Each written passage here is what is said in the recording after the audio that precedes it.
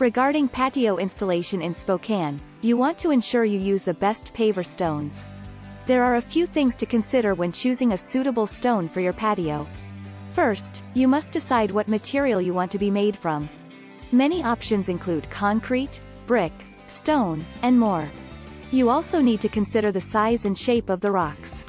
The last thing to think about is the cost of the project. With all these factors in mind, here are some of the best paver stones in Spokane for patio installation. When it comes to patio installation, there are many factors to consider. The type of stones you use can significantly impact your patio's overall look and feel. We've covered you if you're looking for the best paver stones in Spokane. It has long been a popular patio material for homeowners due to its durability and aesthetic appeal. But the question, is it worth the investment?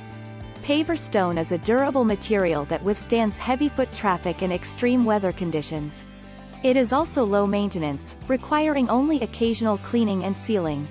It is available in various colors and styles, so you can find an option to suit your taste. It is also easy to install, making it a DIY-friendly project for many homeowners. Paver stone is an excellent option for those looking for a durable, low-maintenance patio material.